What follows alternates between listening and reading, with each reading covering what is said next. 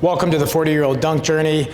I'm going to attempt to dunk again this year. I almost had it last year. I was hitting 10.7 on the Vertec. I probably needed about 10.8.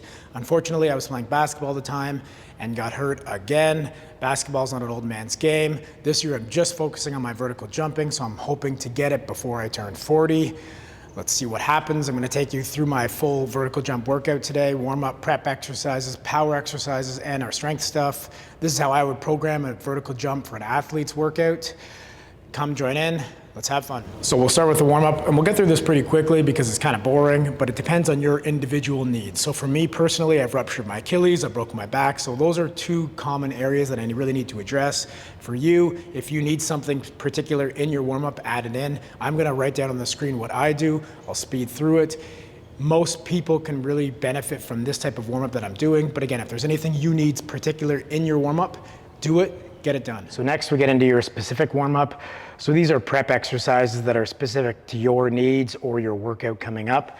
This is a yielding isometric using a leg extension. What we're doing, we're leaning back and we're just lifting the pad off just slightly. What we're doing, we're trying to bias that rectus femoris muscle. It's a muscle in your quad, the only one that crosses your hip joint. So when we lean back, we put it under tension from the top and the bottom. What we're doing, we're holding this for 30 to 90 seconds. This is good for anybody with acute knee issues, someone that's suffered from patellar tendonitis or tendinopathy over the years. This has really helped me out. Any sort of box jumps are incredible tools for your prep movements. What the box does, it's not about how high you can jump, it's about limiting your eccentric load. So what happens is you're landing from a less high position, limiting the eccentric load in your knees, your back. Perfect for prep movements. Just want to land nice and soft. Med ball throws are a perfect tool for training triple extension as well. This is a ballistic movement. A ballistic movement means we're accelerating all the way through the concentric. So if you think about a barbell work, you're accelerating it and then you're going to decelerate near the terminal range. Med balls, you're accelerating all the way through. So for med ball throws, we're just squatting, throwing straight up, focusing on triple extension. So extension of your hips, knees, and ankles.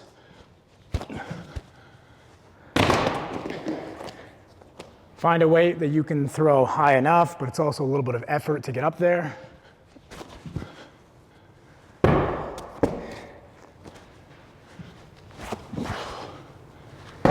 Good. And last, we have our ankle health.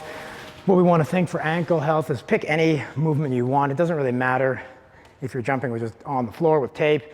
Sometimes it's nice to have an implement where you can have designated jump areas. We're keeping your heel elevated. We're jumping at different planes of motion. We're doing this as fast as we can. And we're just warming up your ankle, calf, Achilles complex. We're ready to get into our specific jumping now. For me, I don't like to have more than 4 or 5 max attempts at a jump. When I was younger, I could jump all day long and be fine. Now what I usually like to do is have 2 ramp-up sets and 2 to 3 max attempts. Today's a bilateral jumping day, so I'm using 2 feet instead of 1. Some days I'll jump 1 leg, some days I'll jump 2. What we're gonna do is I'm gonna start with a standing vertical, do 2 warm-ups, 3 max attempts, and then move on to a 3 to 5 step vertical, just a top speed vertical. Your top speed vertical should be about 10 to 15% better. So I'm hoping I can hit about 10, 10-1 maybe today. We'll see what happens. So warm-up number 1.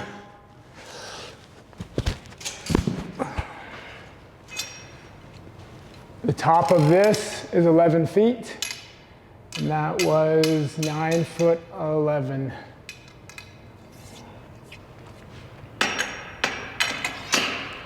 Warm up number 2, 10 feet. And I'll probably do 2 more max attempts. My max attempt number 1. 10.2. So for me to dunk, I'd want this up to about 10.5. So my running vert would be about 10.8. So we're on the way. Let's see if I can beat that. We'll do 1 more rep in about 1 minute. At last max attempt. Oh, I touched it.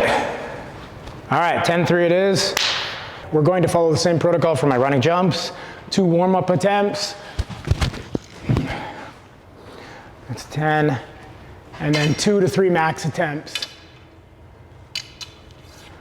So I'm hoping, obviously, to beat 10-3. If I'm hitting 10-3 standing, I should be hitting 10-4 running.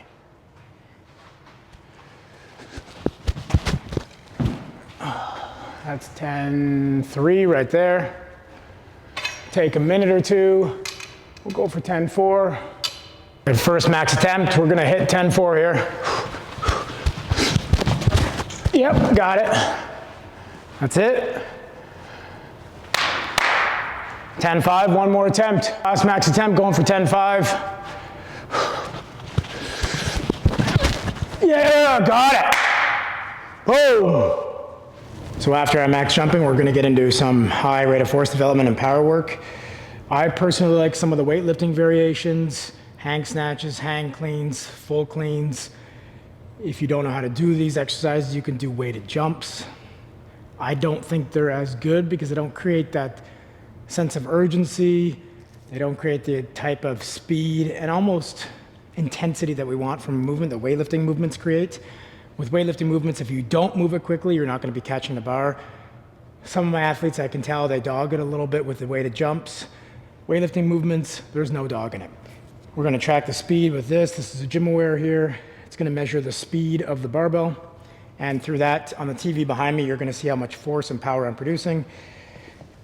Today, I'll be doing hang power cleans. So hang means you're pulling from the hang position. So you're picking the weight up and starting the movement from the top of the movement. And power clean means you're catching it in a quarter squat. So we're not riding it all the way down. We're catching it in that athletic position. So first set here.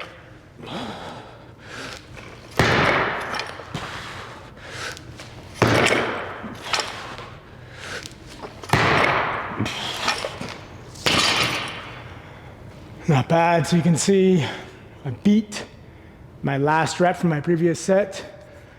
I feel good today, so that means we'll go up in some weight. Set number 2 of 4, 3 reps, 185 pounds. Let's see if we can beat that power output from last set.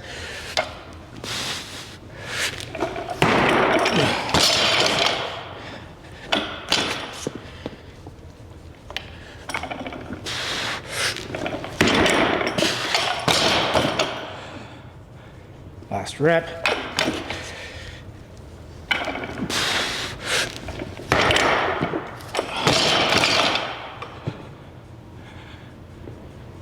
Whew. It's about the same power output as last time, so I'm going to keep the weight there. Set 3 of 4. Let's see if I can beat 2,600 watts, which was my best set last time.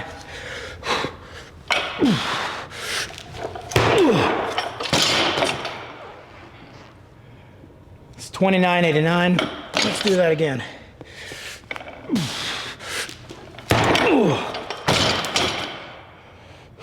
27.04.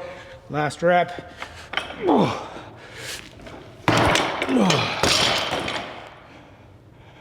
26.70, not bad.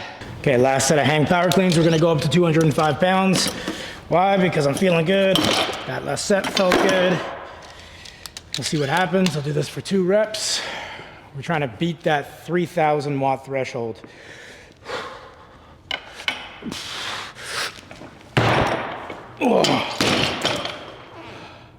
That was not good. Last rep.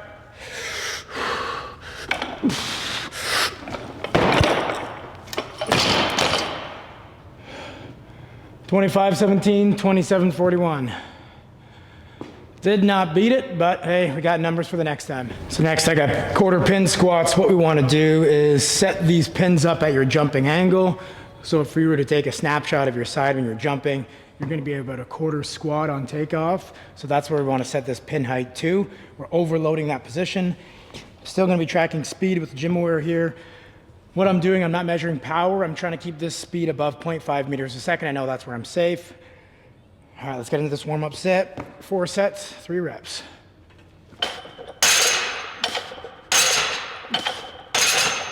With these, we want to keep the movement explosive, very aggressive on the way up, controlled, slow on the way down. So we'll go to 315, and then we'll just track up from there. This should be about 150% of your max back squat, so it's going to get quite heavy.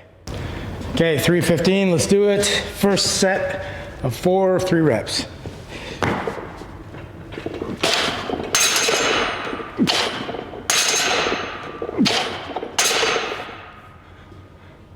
So top speed is 0.62, so we're well in the safe range. Gonna go up, maybe 415, 405, we'll see what happens. 405 coming up, this is pretty heavy for me now. We'll see if I can keep it above that 0.5 threshold. If I can't, then I'll just stay here for the next 2 sets. Whew, all right.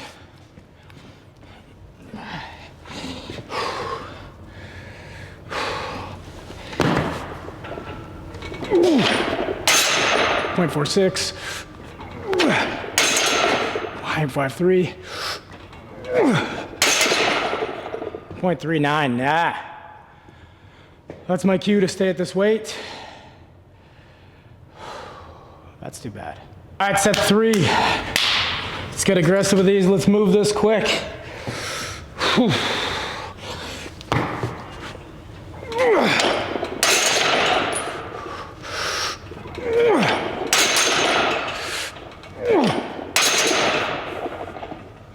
About 0.5 each one. So that's the perfect weight for me. Oh, out of breath. Out of shape these days, Jesus. All right, last set, best set mentality. Here we go, 3 reps, set 4.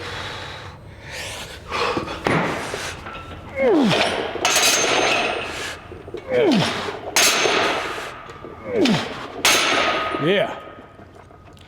0.5s, all good, speed's good. That's it for that. Time to move on to glute bridges, some posterior chain work. So after our specific strength work, we want to get into our accessory work. For me, that's where with my athletes, I target them based on an individual need. So I know for me, I need to target my glutes and my low back, my calves, and my quads. For your accessory work, your intensity should be a little bit lower. So your intensity means a percentage of your 1 rep max. So it should be lighter, and the volume, the reps should be a little bit higher. For me, I like reps around 6 to 8 personally. At my age, volume is not my friend, so the less volume I can do while reaching that same adaptation that I want will really help me out. So we'll start with glute bridges.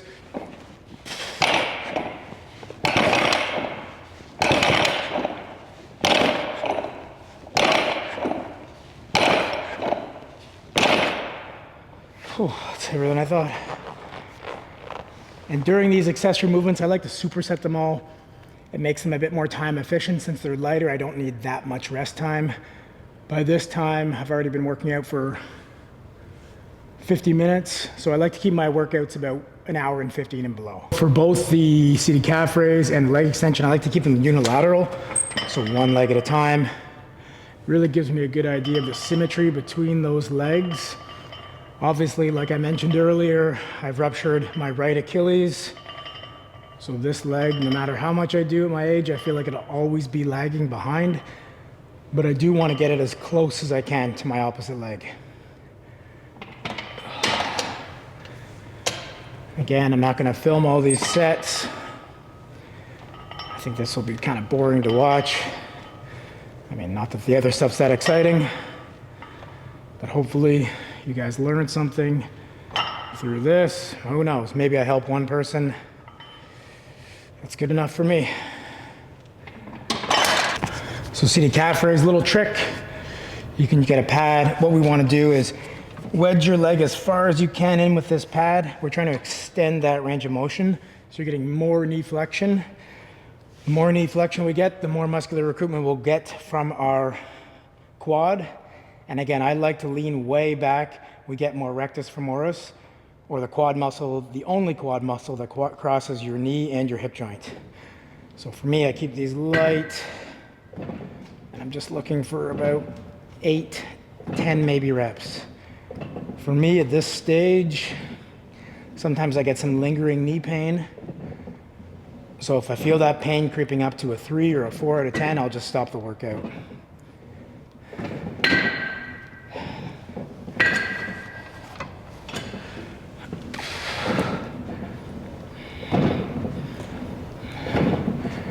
Maybe this is too easy. I can barely feel this on my good leg. So we'll probably go up a little bit of weight next set.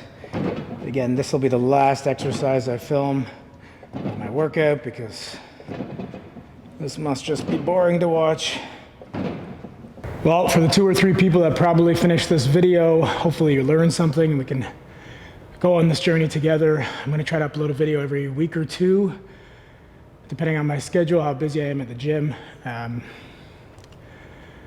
Hopefully I can add an inch or so a month to my vertical and be hitting 10.8 in 3 or 4 months. That seems pretty reasonable for me.